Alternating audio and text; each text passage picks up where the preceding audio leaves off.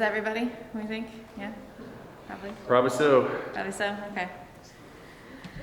Okay, I'll take this off. Good afternoon, everybody. Last year, when the legislature adjourned for spring break, it turned into a nearly 6-week lockdown that changed everything in terms of how we go about life.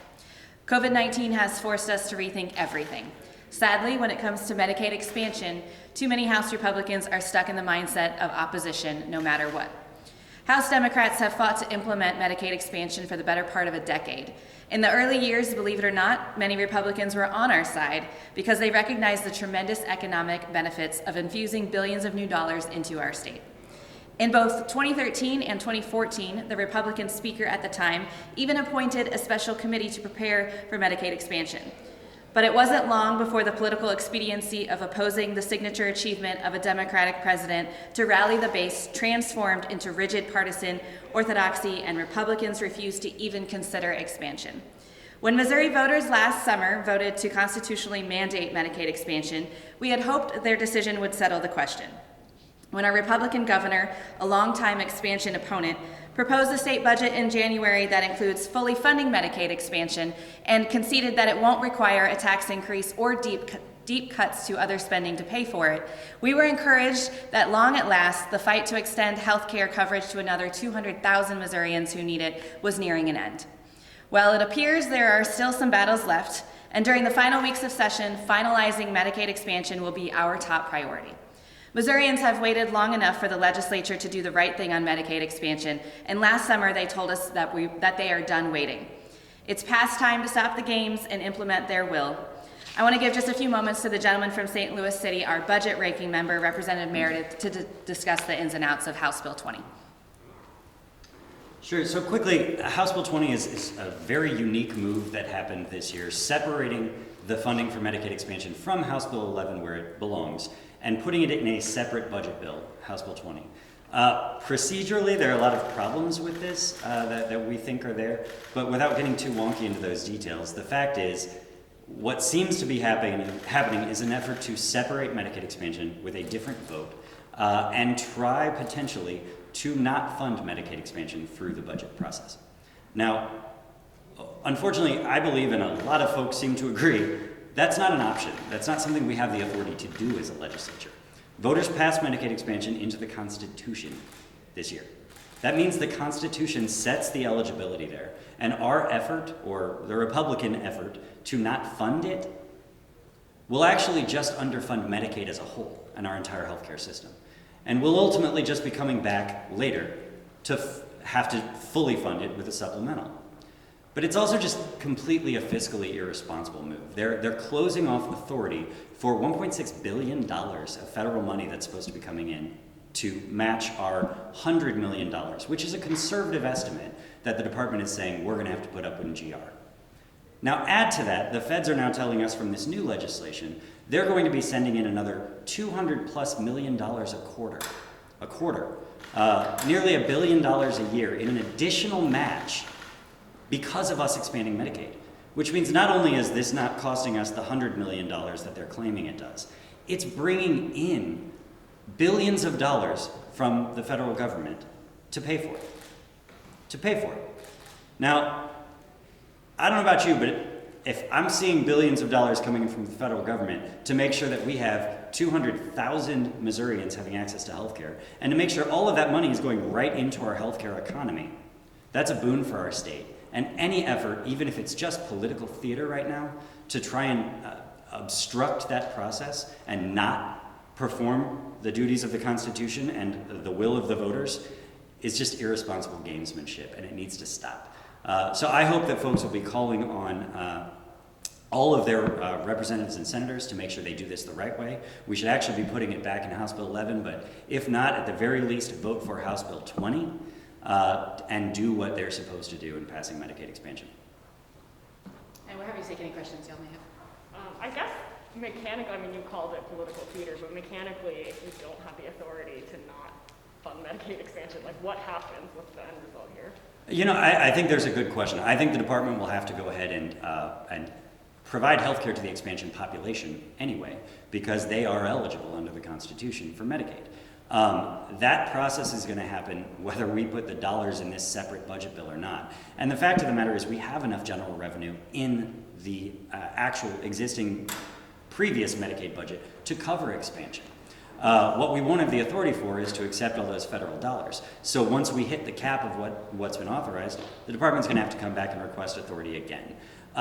If the legislature or the department decides not to go forward with that, I think it probably ends up in the court, and the court's going to have to force us to do what the Constitution says we have to do. We also invited Representative Engel here. I don't know if anyone had specific questions to her, but she has been very engaged in the lawsuit that the Attorney General had filed yesterday regarding residential homes for children and the abuse and neglect that's been going on throughout the state. So if anyone had specific questions for her, I also wanted to have her here for you guys. Other questions? I have one question on Yeah. Medicaid expansion. I think there probably is a question on whether they can, not fund it because of the appropriation power in the Constitution, but I do wonder, why do you think they would do this? Like, why, because whether or not they have the right, Yeah. why would they do it? It's a good question. The governor said, voters passed it, we're going to move forward, and proposed a budget that handled Medicaid expansion fairly responsibly. I think they underestimated the savings, dramatically so, and didn't estimate the new revenue coming in either. But he still did it, and he said voters voted for it, it's the law now, it's the Constitution. I think that perhaps the budget chair and some other members of their caucus are so entrenched in their opposition to expansion that they've been opposing for a decade, even though it would have brought billions of dollars into our state over that time, that this is their last grasp to say they oppose it. At the very least, to make that loud statement and say, we are against this happening. They may also believe that they are able to not appropriate it, or they want to test that power and fight it in court. I hope that's not the case. I hope this is just an opportunity for some of them to vote no with one last show, and we can go forward doing a responsible thing. And the one thing I would add to that, to his point, redistricting is coming. And so we are going to have a lot of primaries in the legislature. And I would agree with Representative Meredith in that this gives them one more shot to be as extreme as possible so that they can win their Republican primaries when they're forced to challenge each other. Did you want to take a few minutes? Did you have anything to say? Yeah. Well, first of all, I'm really happy to say that House Bills 557, 560 just passed unanimously out of rules. That is mine and Representative Rudy Veit's bills pertaining to the lack of regulations for religious residential facilities. As I'm sure most of you know, that there's an exemption for that type of facility that doesn't allow any kind of oversight or licensing that you would see in any other type of facility that deals with vulnerable individuals. So there's no background checks for employees at these type of facilities. All of this was brought to me through an investigative journalism articles by the Kansas City Star's reporters who broke the story wide open regarding specifics with the Circle of Hope facility, in which we found out that the owners of that facility had numerous preponderance of evidence findings for child abuse and neglect and continue to have access to vulnerable youth. And so that was what brought my attention to this issue, which appears to be systemic throughout the state. I support the Attorney General's moves and everything that he's doing to ensure that there's justice brought to these victims, which is long overdue. And I would encourage him to continue looking at facilities that are of this nature that have histories of abuse and neglect of vulnerable children. Our bill will go a long way to provide oversight for some of these facilities. And we are hopeful that it has the support of the body as it moves through. And we are focused now on getting it through the House floor and hopefully through the Senate. Have you gotten any pushback at all or concerns on that legislation, or do you expect it to have broad support? So we've been working with a broad coalition of both child advocates, of government agencies. We've also been working with our allies in the religious faith communities. So this bill has been endorsed by the head of the Missouri Baptist Convention. It's been endorsed by the Catholic Conference. We believe that faith has an absolutely integral role in the lives of all of Missourians who choose to have faith in their lives. But we believe that abuse is abuse no matter where it occurs. And we're very, very proud that the religious leaders of this state agree with us and have endorsed the bill. Can you talk about the bills relating to trans kids' medical treatments that were heard yesterday, as well as the sports ban constitutional amendment resolution? Sure, absolutely. And I invite Lita Coit to join me. She's been participating in these hearings as well. Yesterday in Children and Families, where I'm the ranking member, we heard a bill, HB 33, which, as you said, it pertains to limiting medical care for trans children in this state. I believe that medical care is between, in the case of minors, between their parents, the children, and their medical providers. And I think that they and not the government is the best and most reliable source of what is in the best interest of that particular child. I mean, obviously your caucus has made it a big priority to block these kinds of bills. We saw a lot of support for them from the opposing party. What's your tactic going forward? I mean, so obviously all of the anti-LGBT bills are a huge priority for us to make sure that they don't make it across the finish line. We've seen in the past couple years a overwhelming attack specifically to the trans community, but it's no secret that in the state of Missouri, where we still don't have the Missouri Non-Discrimination Act in law after 22 years, the LGBT community is not a priority for the Missouri state government. And so in terms of strategy, it's similar to what the representative was just talking about with other bills. It's about forming coalitions. You'll see that the Kansas City and St. Louis Chambers of Commerce both testified against these bills because of the negative economic impact that they have on the state of Missouri by not bringing in concerts, sporting events, etc. You'll see that the NAA, there are trans athletes and just student athletes across the whole country asking for the NCAA, to be jumping in and having conversations with these bills, because we have seen that organization deny states having the ability to have their conferences in those states, and that is a huge economic problem. So when it comes to combating these bills, it's going to be about forming those coalitions, making sure that the voices of these families are heard, and that we're giving a platform for them to express how these bills are so problematic. Look, it's not just about trans kids. It's not just about the LGBT community. These bills go into the doctor's offices for every child in the state of Missouri, regardless of whether they're part of that community or not. So we have a broad coalition of people who are against them. I know a lot of Democrat bills have been moving and been getting hearings. Is Mona one that's been referred to a committee? Mona was just referred this past week, I believe. To children and families.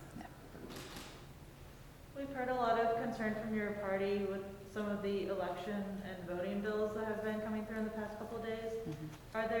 What are some of the provisions that are most concerning to you, and are there specific populations that you expect those will affect? Yeah, definitely. Well, I will say that they are all concerning to us. We're seeing these attacks against the initiative petition process, and that's something that we have been opposing since they've been here. We have seen citizens go to the ballot with initiative petitions for an array of issues. Some we support, some we don't. But this is a way for them to hold us accountable. When they're asking us to do something and we say no as a body, this is a way that they can get things done. When we do things that they don't like, this is a way they can hold us accountable. And so any change to access for citizens to hold their government accountable, we're going to oppose. That just across the board, and those bills are extremely problematic in that regard. You'll also see an increase in some of the language. They're essentially going to be costing more money to do initiative petitions. And what does that mean? The outside interest money, all of these things that the Republicans are saying they're concerned about, they're going to be the only ones who have access to holding us accountable. And so it's doing the complete opposite of what they're saying. In terms of the other election stuff, we see voter ID is back. In terms of your question of who we are concerned about, of course it is the disenfranchised populations, folks who don't have access to obtain IDs, to go to the DMV time and time again, to access birth certificates. We see a huge problem with the African American community for older individuals having access to their birth certificates. That's still a thing. And so yes, we are extremely concerned about these bills, and as you've seen this past week, are definitely opposing them. With respect, on the voter ID thing, I do think, when we've looked at these